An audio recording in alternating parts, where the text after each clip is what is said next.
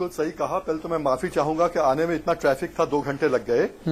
देखिए, ऐसा है, जो आपने सवाल किया है, इसी बुनियाद के ऊपर, इसी बलबूते के ऊपर हम लोग आज 15 साल से हाई कोर्ट, सुप्रीम कोर्ट से जीतते आ रहे हैं कि बाई प्रोडक्ट्स का जो है इवेल्युएशन। मुझे बड़ी शांति मिली कि चलो मुद्दा ठीक उठाया। नहीं, बिल्कुल बिल्कुल बहुत सही था अमिताभ जी आपने।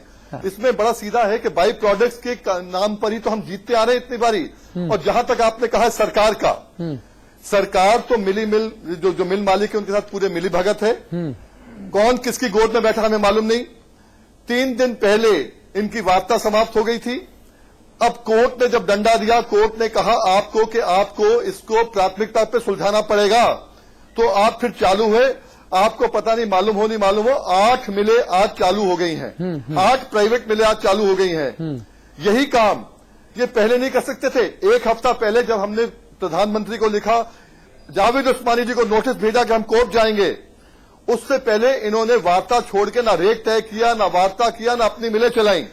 इन्होंने तो किसान को जो है घोषणा पत्रों के अंदर तक रख दिया है कि 350 रुपए मिलेगा, फला मिलेगा, हमें वोट दे दो, वोट के बाद ठेंगे से। और इस साल तो चुनाव का साल है, तब ये हाल है किसानों का। अगले बार तो चुनाव भी नहीं आ रहा, किसान कितना बर्बाद होगा, कितने आत्महत्या होंगी, ये पूरा देश जानना चाहेगा। आज ये बहुत ही चिंता का विषय है। ये भीम सिंह साहब, एक सवाल और पूछूंगा आपसे, फिर अतुल जी बहस दूसरी जगह ले जाएंगे। समाजवादी पार्टी का घोषणा पत्र मैंने पढ़ा था, अगर मैं सही याद कर पाऊंगा तो उसमें लिखा था कि जो लागत आएगी उसमें 50% जोड़ के किसान को मिलेगा। 1 कुंटल की लागत कितनी आ रही है गन्ने की? मैं थोड़ा उसमें संशोधन कर दूं। ये लागत की बात जो उन्होंने करी थी वो धान और गेहूं में करी थी। अच्छा, और उन्होंने कहा था 350 रुपया हमारी सरकार आने पे गन्ने का रेट हम करेंगे। तो 350 तो बहुत दूर है, वो तो 300 देने को तैयार नहीं है। जब पंजाब में 300 हो गया, हरियाणा 301 हो गया, हरियाणा 301 हो गया। यहां पर आपको लगता है कि चीनी का रेट तो पूरे देश में वही है। उत्तर प्रदेश का किसान बेवकूफ है, मिल मालिकों के साथ मिली भगत करके उसको ब्लैकमेल करो, या तुम्हें गन्ना जलाना पड़ेगा, या तुम्हें गन्ना उखाड़ के फेंकना पड़ेगा, या हमारी बात मान लो। 80 रुपया कुंटल बेचो कोल्हू वाले को। 70-80 में बिका है। मैंने खुद कोर्ट में वो दस्तावेज लगाए हैं। 70-80 में पवाया में बिका है, 70-80 में शाहजहांपुर में बिका है, और इससे पहले 140 में था। जब कोल्हू वालों ने देखा कि मिलें सब बंद हो रही हैं, तो कोल्हू वाले ने कहा जितनी लंबी लाइन उतना कम रेट। बर्बाद हो गया। में गन्ना नहीं, अब किसान को पेरा जा रहा है। बिल्कुल सही किसान कह रहे को हैं। पेरा जा रहा है, अब गन्ना नहीं। हमने आज देख तो लिया अमिताभ जी, आज देख लिया हमने। आज सतपाल सिंह पस्तौली गांव का खीरी के अंदर, उसने कल आत्महत्या की क्योंकि उसका पुराना बकाया नहीं दिया गया है। अरे 2300 करोड़ रुपया पुराना बकाया किसानों का आज तक नहीं दिया गया कोर्ट के बावजूद। और उसके बाद में आपने कहा मिलें नहीं चलेंगी। वो आदमी क्या करता, उस पर कर्जा है, उसने कल फांसी खा ली। कल उसने, आज एक नहीं कितने लोग फांसी खाने को तैयार हैं आज। वही आपके माध्यम से मैं बोलना चाहूंगा लोगों को, हमें घबराना नहीं है, मिल मालिकों से हमें घबराना नहीं है, आज सरकारों से। कोर्ट ने आपको शरण में लिया है, कोर्ट ने फिर आदेश दे दिया परसों, कोई घबराए मत, आपका एक एक गन्ना पेरा जाएगा, कोई मजबूरी की बात नहीं है। 10 दिन लेट सही, पर आपको पूरा रेट मिलेगा। यही बताना चाहता हूं आपके माध्यम से। मुन्ना सिंह चौहान साहब, किसान हैरान परेशान ना हो तो करे क्या? क्योंकि जो साहूकार है, जिससे उसने पैसा लिया, जो सूदखोर है, वो तो गर्दन पे सवार है ना। किसान ना घबराए तो कैसे ना घबराए भाई, एक एक दिन भारी पड़ रहा है। अग्निहोत्री साहब, पहले मैं आपके 2 सवाल का जवाब दे दूं। एक तो जो बाई प्रोडक्ट कहा, हाँ। उसमें यह है कि आज जो है गन्ने से केवल चीनी नहीं बनती। हाँ।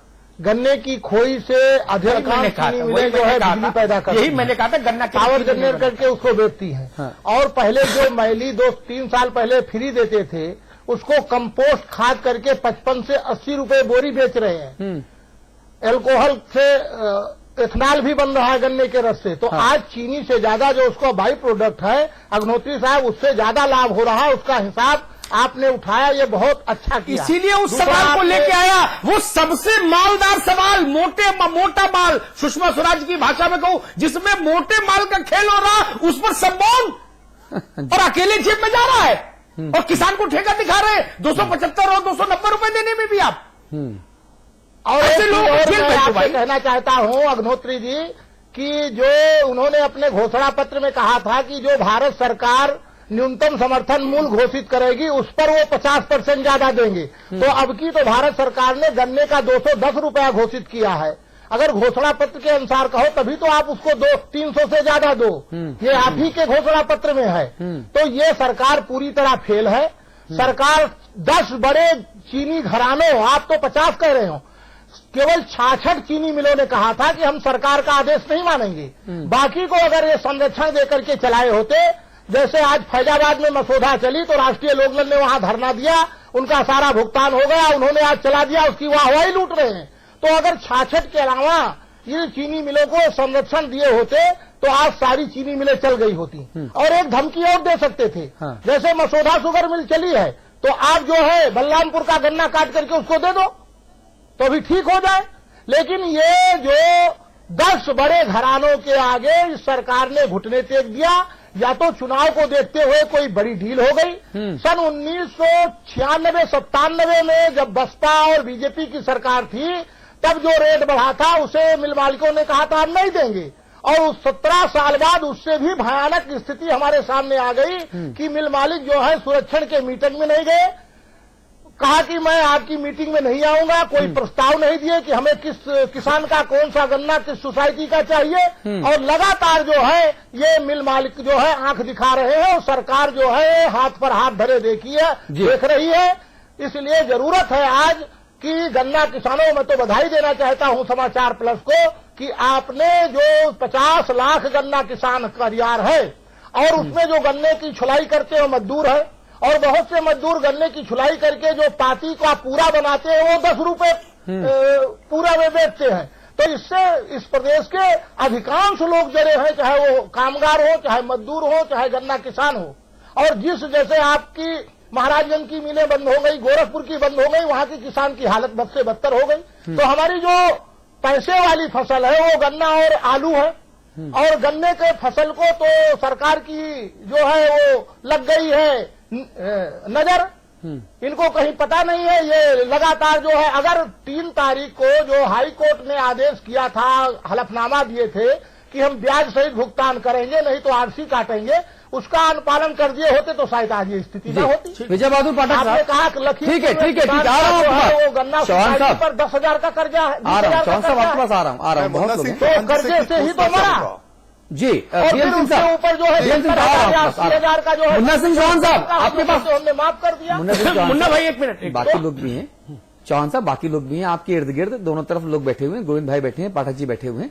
हम छोटी छोटी लाइनें बोलेंगे ताकि हम इस चर्चा को लंबा ले सके और एक सोल्यूशन की तरफ पहुंचे।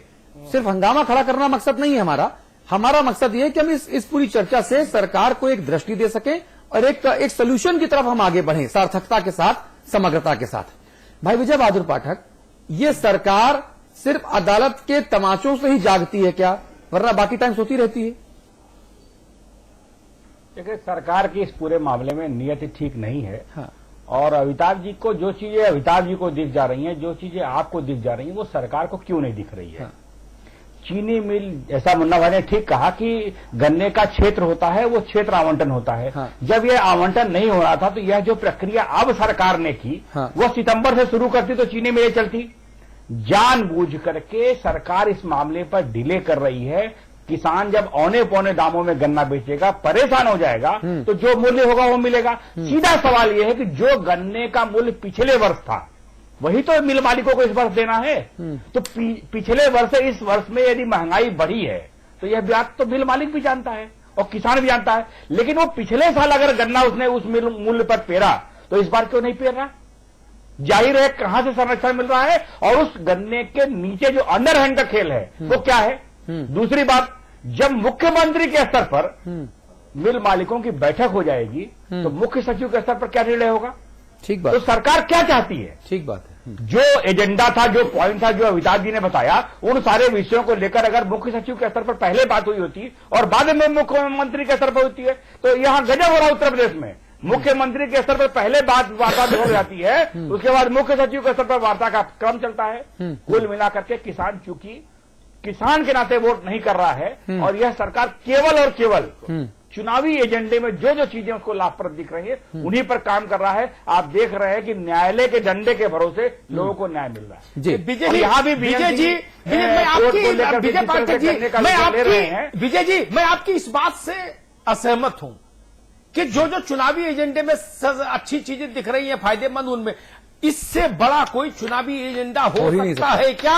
1.25 करोड़ लोगों का परिवार है गन्ना पैदा करने वालों का, और कम से कम 10 लाख लोग उसमें कामगार के तौर पर जुड़ते हैं, मिल में गन्ना उतारने से लेकर ट्राली में भरने तक वाले, और इसमें हिंदू मुसलमान दोनों शामिल हैं, गट्ठर बांधने वाले, कटाई करने वाले। हाँ।